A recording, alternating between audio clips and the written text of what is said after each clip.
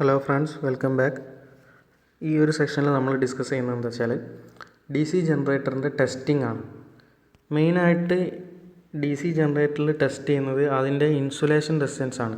അപ്പോൾ ഒരുപാട് ഇൻസുലേഷൻ ജനറേറ്ററുകളിൽ ആവശ്യമുണ്ട്. അതായത് ഓരോ വൈൻഡിങ്ങുകൾക്കിടയിലും അതുപോലെ തന്നെ ഫീൽഡ് വൈൻഡിങ് ആയാലും ആർമേച്ചർ വൈൻഡിങ് ആയാലും എല്ലാത്തിൻ്റെ ഇടയിൽ ഇൻസുലേഷൻ ആവശ്യമുണ്ട്. അപ്പോൾ ആ ഇൻസുലേഷൻ റെസിസ്റ്റൻസിൻ്റെ അളവിനെയാണ് ടെസ്റ്റ് ചെയ്യുന്നത്.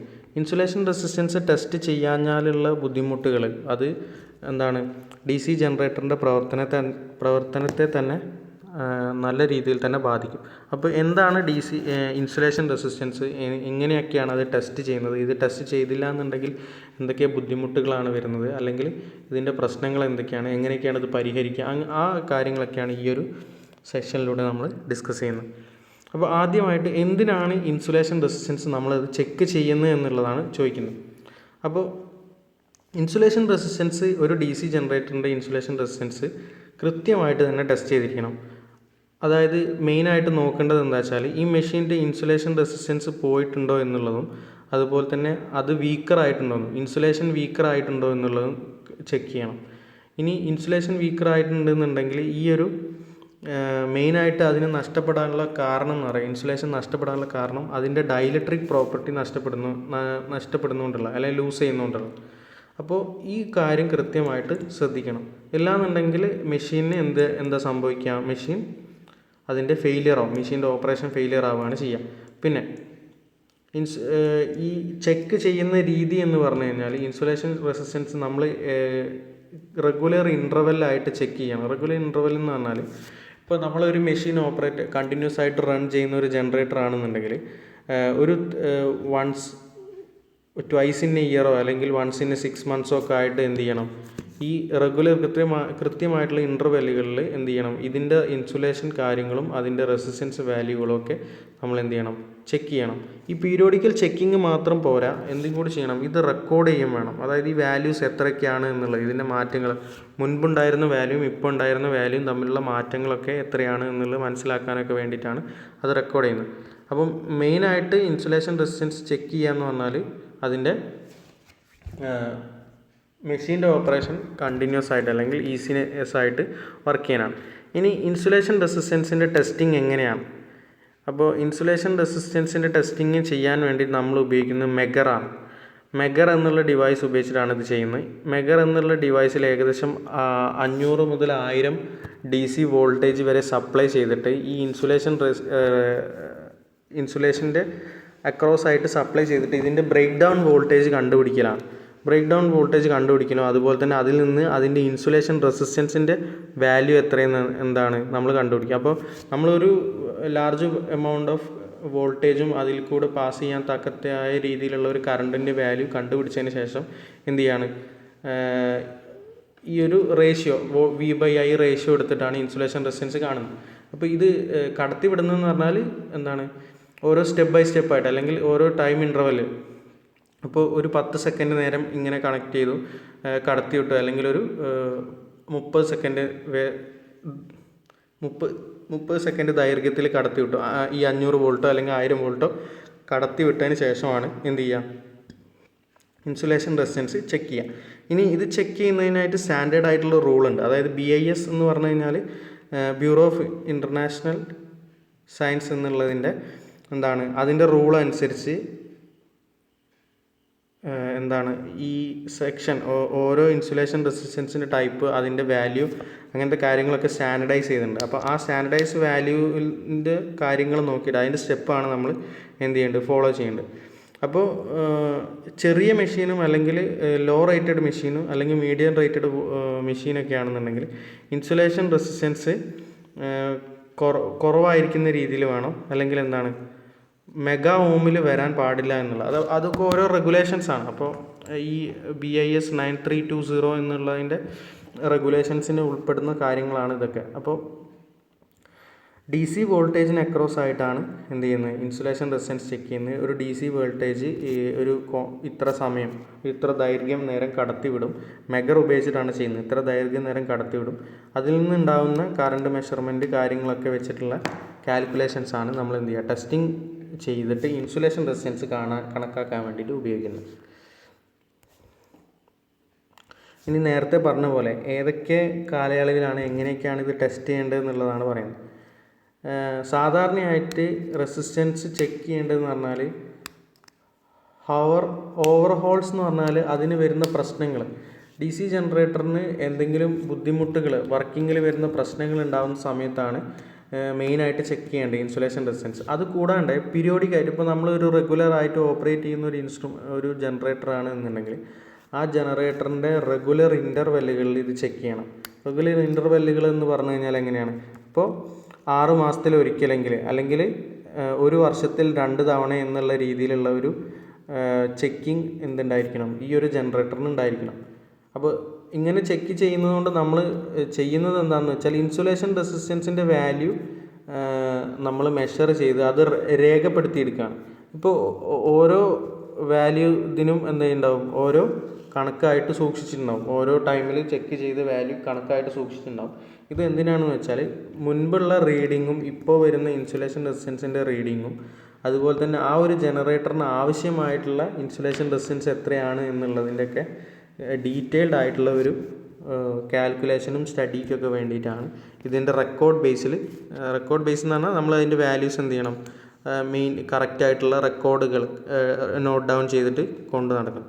പിന്നെ ഓവർ ഹീലിംഗ് അല്ലെങ്കിൽ ഓവർ ഹോളിംഗ് എന്നൊക്കെ പറഞ്ഞു കഴിഞ്ഞാൽ അതിനുള്ള ഭയങ്കരമായിട്ടുള്ള ഉപയോഗം, റെസ്റ്റ് ഇല്ലാതെയുള്ള ഉപയോഗം, അതുപോലെ തന്നെ പിന്നെന്താണ് ഓവറായിട്ട് ലോഡ് പ്രവർത്തിക്കുന്ന അങ്ങനത്തെ പ്രശ്നങ്ങളൊക്കെ വരുമ്പോഴാണ് ഈ ഒരു ചെക്കിങ്ങിൻ്റെ ഇൻറ്റൻസിറ്റി അല്ലെങ്കിൽ ഫ്രീക്വൻസി നമ്മൾ കൂടുതലായിട്ട് മാറ്റേണ്ടത്. ഇപ്പോൾ 6 മാസത്തിലൊരിക്കൽ എന്നുള്ളത് 3 മാസത്തിലൊരിക്കൽ എന്നുള്ള രീതിയിൽ എന്താണ് എത്രയാണോ ഓപ്പറേറ്റ് ചെയ്യുന്നത് എന്നുള്ള അടിസ്ഥാനത്തിൽ വേണമെങ്കിൽ നമുക്ക് മാറ്റിയിടാൻ പറ്റും. ഇനി എന്തൊക്കെയാണ് ഈ ടെസ്റ്റ് കണ്ടീഷൻസ് വേണ്ടത്? ഡി സി മെഷീൻസിൻ്റെ ഹൈ ഡൈലക്ട്രിക് പൊട്ടൻഷ്യലും അതുപോലെ തന്നെ ഇൻസുലേഷൻ റെസിസ്റ്റൻസും ടെസ്റ്റുമാണ് മെയിനായിട്ട്. ഈ 2 ടെസ്റ്റുകളാണ് നമ്മൾ യൂസ് ചെയ്യുന്നത്. അതിൽ ഇൻസുലേഷൻ റെസിസ്റ്റൻസ് ടെസ്റ്റ് എന്നുള്ളത് വൈൻഡിങ്ങിൻ്റെ കണ്ടീഷനെയാണ് കറക്റ്റാക്കി നോക്കുന്നത്. ആ വൈൻഡിങ്ങുകൾക്കിടയിലുള്ള റെസിസ്റ്റൻസിനെ, ഇൻസുലേഷൻ റെസിസ്റ്റൻസ് നമ്മൾ നേരത്തെ പറഞ്ഞ പോലെ അപ്ലൈഡ് വോൾട്ടേജ് എത്രയാണോ വോൾട്ടേജ് കടത്തി വിട്ടുള്ളത് അതിനനുസരിച്ചിട്ട് നമുക്ക് ഔട്ട്പുട്ടിൽ വരുന്ന ലീക്കേജ്, മെഷറബിൾ ആയിട്ടുള്ള ലീക്കേജ് കറണ്ടിൻ്റെ വാല്യൂ വെച്ചിട്ടാണ് ഇത് ചെയ്യുന്നത്. അപ്പോൾ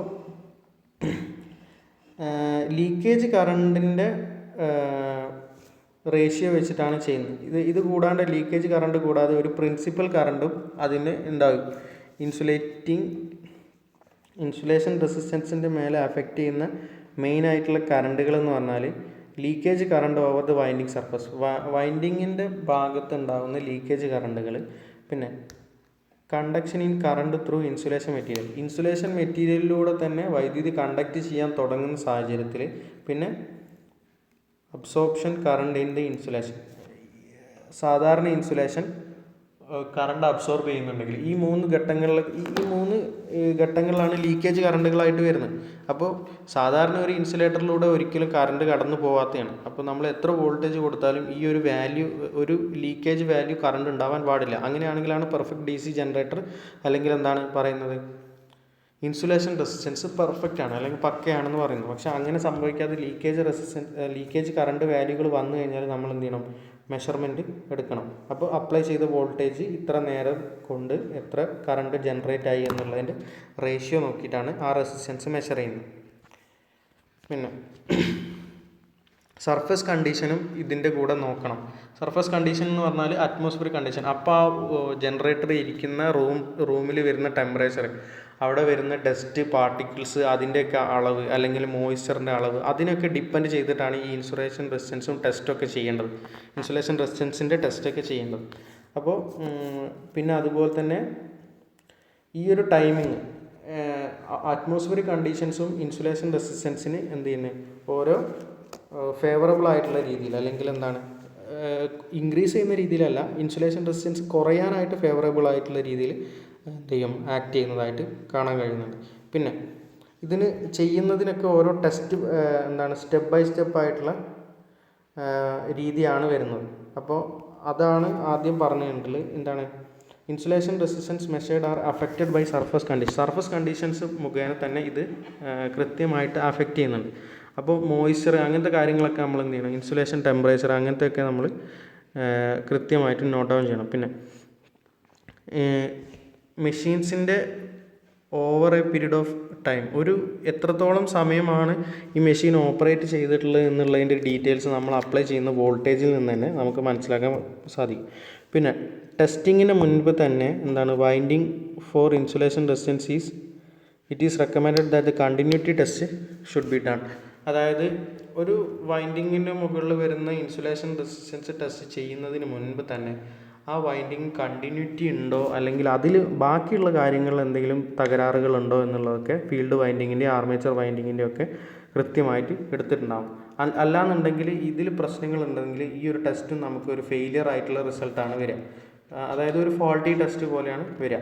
അപ്പോൾ കണ്ടിന്യൂറ്റി നഷ്ടപ്പെട്ടിട്ടുണ്ടെങ്കിൽ ഈ ഒരു ടെസ്റ്റ് നടത്തുന്നതിലും എന്തുണ്ടാവില്ല, അർത്ഥം ഇല്ലാത്ത രീതിയിലായിരിക്കും വരുന്നത്. പിന്നെ എന്തുകൊണ്ടാണ് ഇൻസുലേഷൻ റെസിസ്റ്റൻസ് കുറയാനുള്ള കാരണം? അതായത് ഇപ്പോൾ സാധാരണ കുറയാൻ പാടില്ല. ഇൻസുലേഷൻ റെസിസ്റ്റൻസ് ഒരു മിനിമം വാല്യൂ നമുക്ക് ആവശ്യമുണ്ട്. കാരണം എന്ന് വെച്ചാൽ ആ ഒരു റിക്വയർഡ് വാല്യൂവിൻ്റെ അടിസ്ഥാനത്തിലായിരിക്കും, മിനിമം വാല്യൂ അല്ല, ഒരു ലാർജർ വാല്യൂ നമുക്ക് ആവശ്യമുണ്ട്. അതിൻ്റെ വാല്യൂവിൻ്റെ അടിസ്ഥാനത്തിലാണ് ആ മെഷീൻ കണ്ടിന്യൂസ് ആയിട്ട് ഓപ്പറേറ്റ് ചെയ്യുന്നത്. അപ്പോൾ ഇത് കുറഞ്ഞു പോകാനുള്ള മെയിൻ റീസണുകൾ എന്തൊക്കെയാണ്? അതായത് ഒന്നാമത്തെ റീസൺ എന്ന് പറഞ്ഞാൽ overheating, excess heating of the generator due to its overload work. Overload work കാരണം എന്താണ്, കൂടുതലായിട്ട് ചൂടാവുന്നു. പിന്നെ അതുപോലെ ആംബിയൻ ടെമ്പറേച്ചർ എന്ന് പറഞ്ഞാൽ പുറത്തുനിന്ന് വരുന്ന അല്ലെങ്കിൽ അറ്റ്മോസ്ഫിയറിൽ നിന്ന് വരുന്ന ആംബിയൻ ടെമ്പറേച്ചർ കൂടുന്ന സമയത്ത്. പിന്നെ ഡസ്റ്റ്, കാർബണൈസേഷൻ എന്ന് പറഞ്ഞാൽ ബ്രഷുകളിൽ വരുന്ന ഒരു പ്രോസസ്സാണ് കാർബണേഷൻ എന്ന് പറഞ്ഞാൽ. അപ്പോൾ അങ്ങനത്തെ പ്രോസസ്സുകളും അതുപോലെ തന്നെ പൊടിപടലങ്ങളുടെയൊക്കെ കൂടുതലായിട്ട് വന്നു കഴിഞ്ഞാലൊക്കെ എന്ത് ചെയ്യാണ്, ഈ ഒരു ഇൻസുലേഷൻ റെസിസ്റ്റൻസിൻ്റെ അളവ് കുറയാനായിട്ട് സാധ്യതയുണ്ട്. പിന്നെ അതുപോലെ തന്നെ ബ്രേക്ക് ഡൗൺ ഓഫ് ഇൻസുലേഷൻ ആണ്, ഈ കാരണങ്ങൾ കൊണ്ട് ബ്രേക്ക് ഡൗൺ ഓഫ് ഇൻസുലേഷൻ ആണ് വരാൻ സാധ്യതയുള്ളത്. ബ്രേക്ക് ഡൗൺ ഓഫ് ഇൻസുലേഷൻ എന്ന് പറഞ്ഞാൽ ആ ഇൻസുലേഷൻ ബ്രേക്ക് ഡൗൺ വോൾട്ടേജ് കടന്ന് ആ ഇൻസുലേഷൻ പൊട്ടി അല്ലെങ്കിൽ അത് മെൽറ്റ് ആവുകയോ അങ്ങനെ എന്തെങ്കിലും ഒരു ചെറിയ കേടുപാട് സംഭവിച്ച് വൈൻഡിങ്ങുകൾ തമ്മിൽ ഷോർട്ട് സർക്യൂട്ട് ആവുമ്പോഴാണ് മെഷീൻ ഫെയിലിയർ ആയിട്ട് വരുന്നത്. ഇനി ഇൻസുലേഷൻ റെസിസ്റ്റൻസ് കൂട്ടാനുള്ള മാർഗ്ഗങ്ങളാണ് പറയുന്നത്. അപ്പോൾ ഇത് ഒരുപാടുണ്ട്. കാരണം എന്ന് വെച്ചാൽ നമ്മൾ സൂക്ഷിക്കുന്ന രീതി, അതായത് മെഷീൻ ഓപ്പറേറ്റ് ചെയ്യുന്ന രീതി, മെഷീനെ ഓപ്പറേറ്റ് ചെയ്യുന്ന രീതി എന്ന് പറഞ്ഞാൽ വർക്കിംഗ് കണ്ടീഷനും അതുപോലെ തന്നെ അതിനെ ഫ്രീ ആയിട്ട് ഇരിക്കുന്ന സമയത്ത്, ലോഡൊന്നും ഇല്ലാത്ത സമയത്ത് അതിന് ഫ്രീ ആയിട്ട് നിൽക്കുന്ന സമയത്ത് റെസ്റ്റ് ചെയ്യുന്ന കണ്ടീഷനൊക്കെ ഇതിൽ ഡിസ്കസ് ചെയ്യുന്നു. പിന്നെ ആദ്യം പറയേണ്ടത് ഇൻസുലേഷൻ റെസിസ്റ്റൻസ് മെയിൻറ്റെയിൻ ചെയ്യുന്നതിന് വേണ്ടിയിട്ട് ഡസ്റ്റും അതുപോലെയുള്ള കാര്യങ്ങളൊക്കെ എന്ത് ചെയ്യണം, അതിൻ്റെ മുകളിൽ നിന്ന് റിമൂവ് ചെയ്യണം. പിന്നെ എന്ത് ചെയ്യണം, മെഷീനെ നമ്മൾ കാർബൺ ഫിലമെൻറ്റ് കൊണ്ടോ ഇൻകാൻഡസെൻ്റ് ലാമ്പുകൾ കൊണ്ടോ എന്ത് ചെയ്യണം, ചൂടാക്കിയെടുക്കണം. എന്നിട്ട് എന്ത് ചെയ്യണം, ഈ വാർണിഷും അതുപോലെ തന്നെ ബാക്കി കാര്യങ്ങളൊക്കെ ഡിസ്മാൻഡിൽ ചെയ്ത് മാറ്റി നിർത്തണം. Measure the insulation resistance value between the winding and the frame of the machine and record the value. ഓരോന്നിൻ്റെയും ഇപ്പോൾ എന്താണ് പറഞ്ഞത്, insulation resistance between winding and machine frame എന്ന് പറഞ്ഞാൽ യോക്കാണ്. അതായത് ആ മെഷീൻ വെച്ചിരിക്കുന്ന ഫ്രെയിമും അതിലുള്ള ഇൻസുലേഷൻ വൈൻഡിങ്ങും തമ്മിലുള്ള ഇൻസുലേഷൻ റെസിസ്റ്റൻസിൻ്റെ വാല്യൂ നോട്ട് ഡൗൺ ചെയ്യുക. പിന്നെ ഓരോ പാർട്ട് ഡിസ്മാൻഡിൽ ചെയ്ത് മാർക്ക് ചെയ്തതിന് ശേഷം അതിൽ അടങ്ങിയിരിക്കുന്ന പൊടിയും അതുപോലെ ഡസ്റ്റ് പാർട്ടിക്കിൾസ്, ഡേർട്ട് പാർട്ടിക്കിൾസിനെയൊക്കെ ഒഴിവാക്കിയിട്ട് എന്ത് ചെയ്യാം, വാഷ് ചെയ്യാമെന്നില്ല, ഡ്രൈ എയർ, കാറ്റടിച്ചിട്ട് എയർ അടിച്ച് വിട്ടിട്ടാണ് ഇതൊക്കെ ചെയ്യേണ്ടത്. വെള്ളം ഒഴിക്കാനല്ല, എന്താണ് കൃത്യമായിട്ടുള്ള എന്ത് ചെയ്യണം, എയർ പാസേജിലൂടെ അതൊക്കെ ഡസ്റ്റ് പാർട്ടിക്കിൾസൊക്കെ ഒഴിവാക്കുക. പിന്നെന്താണ്, കാർബണേഷൻ സംഭവിച്ചിട്ടുണ്ടെങ്കിൽ അതുപോലെ തന്നെ ഈ ആർമേച്ചറിൻ്റെ ഉള്ളിലും ആർമേച്ചർ കോറിനുള്ളിലും റൊട്ടേറ്റ് ചെയ്യുന്ന സ്ഥലങ്ങളിലൊക്കെ വരുന്ന ഡേർട്ടുകളൊക്കെ എന്ത് ചെയ്യണം, കൃത്യമായിട്ട് റിമൂവ് ചെയ്യാം. പിന്നെ brush holders, rocket arms, commutator segments അങ്ങനത്തെയൊക്കെ കൃത്യമായിട്ട് എന്ത് ചെയ്യുക, കൺട്രോൾ ചെയ്യുക മീൻസ് അതൊക്കെ നീറ്റായിട്ട് സൂക്ഷിക്കുക. അപ്പോൾ അതിന് ശേഷം എന്ത് ചെയ്യുക, ഇൻസുലേഷൻ ടെസ്റ്റർ ഉപയോഗിച്ചിട്ട് എന്ത് ചെയ്യുക, ഇൻസുലേഷൻ റെസിസ്റ്റൻസ് കണ്ടുപിടിക്കുക, വൈൻഡിങ്ങിൻ്റെ ഇൻസുലേഷൻ റെസിസ്റ്റൻസ് കണ്ടുപിടിക്കുക. അതിന് ആ വാല്യൂസും കൃത്യമായിട്ട് നോട്ട് ഡൗൺ ചെയ്യാം. പിന്നെ അതിന് ശേഷം കോയിൽസ് ഡ്രൈ ആക്കുക. എന്ത് ചെയ്യുക, ഹീറ്റ് ചെയ്യുക മീൻസ് അതിന് നല്ലോണം ചൂടാക്കിയിട്ടൊന്ന് ഡ്രൈ ആക്കി എടുക്കുക. എന്നിട്ട് ചെയ്യുക പിന്നെ ഇതേപോലെ ആർമേച്ചർ റെസിസ്റ്റൻസോ അല്ലെങ്കിൽ ഫീൽഡ് കോയിൽ വാല്യൂസ് എന്താണെന്ന് വെച്ചാൽ അതിനിടയിലുള്ള റെസിസ്റ്റൻസ് വാല്യൂസ് മെഷർ ചെയ്യുന്നു. പിന്നെ ഇതെല്ലാം കഴിഞ്ഞതിന് ശേഷം വൃത്തിയാക്കിയതിന് ശേഷം വാർണിഷ് ചെയ്യും. നമ്മൾ റീകൺസ്ട്രക്റ്റ് ചെയ്യുന്നതിന് മുന്നേ ഈ മെഷീൻ പാർട്സൊക്കെ വാർണിഷ് അടിച്ചിട്ട് വൃത്തിയാക്കിയതിന് ശേഷം അത് പിന്നെയും എന്ത് ചെയ്യാം, ഡിസ്മാൻഡിൽ ചെയ്തതിനെ പിന്നെയും കണക്ട് ചെയ്യുക, റീകണക്ട് ചെയ്ത് മെഷീൻ അസംബിൾ ചെയ്യും. പിന്നെ ഇൻസുലേഷൻ എന്തായിരിക്കണമെന്ന് പറയണം. Insulation value between the windings and the frame of machines അത് റെക്കോർഡ് ചെയ്യണം. Compare these value with the first step and make sure the percent value shown improve. അപ്പോൾ ആദ്യം ചെയ്ത രീതിയും രണ്ടാമത്തെ ചെയ്ത രീതിയും, ആദ്യം ഇത് മെഷർ ചെയ്യുന്നതിന് മുന്നേ, അതായത് വൃത്തിയാക്കുന്നതിന് മുന്നേ മെഷർ ചെയ്തതും പിന്നെ ഇതെല്ലാം വൃത്തിയാക്കി നീറ്റായിട്ട് ചെയ്തതിന് ശേഷമുള്ള മെഷർമെൻറ്റും ഒക്കെ കൃത്യമാണോ എന്നുള്ളത്. കൃത്യമാണെന്ന് നോക്കിക്കഴിഞ്ഞാൽ ആദ്യം നമുക്ക് പൊടിപടലങ്ങളൊക്കെ ഉള്ളതുകൊണ്ട് ചിലപ്പോൾ ഇൻസുലേഷൻ റെസിസ്റ്റൻസിൻ്റെ വാല്യൂ കുറച്ച് കുറവായിരിക്കും. അപ്പോൾ അത് മെയിൻറ്റെയിൻ ചെയ്യാൻ വേണ്ടിയിട്ടാണ് ഈ വാർണിഷ് അടിക്കുക, അതുപോലെ തന്നെ ഇൻസുലേഷൻ കംപ്ലീറ്റ് ചെയ്യുക എന്നൊക്കെ ഇതിൽ പറഞ്ഞിട്ടുള്ളത്. അപ്പോൾ അങ്ങനെയൊക്കെ ചെയ്ത് കഴിഞ്ഞാൽ കൂടുതലായിട്ട് ആ മെഷീൻ ഇൻസുലേഷൻ റെസിസ്റ്റൻസ് ഹൈ ആയിട്ട് നിൽക്കും. അപ്പോൾ ഓപ്പറേറ്റിംഗ് കണ്ടീഷൻസ് കുറച്ചും കൂടി ബെറ്റർ ആയിട്ട് മാറും. പിന്നെ ഇൻസുലേഷൻ റെസിസ്റ്റൻസ് ഒരിക്കലും എന്ത് ചെയ്യാൻ പാടില്ല, ബ്രേക്ക് ഡൗൺ വോൾട്ടേജിൻ്റെ താഴെ ഈ ഒരു ഇൻസുലേഷൻ റെസിസ്റ്റൻസ് വരാൻ പാടില്ല. അതിനൊരു മാക്സിമം വാല്യൂ റെസിസ്റ്റൻസ് ഉണ്ടായിരിക്കണം. എങ്കിൽ മാത്രമേ ഈ ജനറേറ്റർ കൃത്യമായിട്ട് എന്ത് ചെയ്യും, പ്രവർത്തിക്കുകയുള്ളൂ. ഓക്കെ, അപ്പോൾ അത്രയാണ് ഇന്നത്തെ ക്ലാസ്സിൽ ഡിസ്കസ് ചെയ്യാനുള്ളത്. Thank you.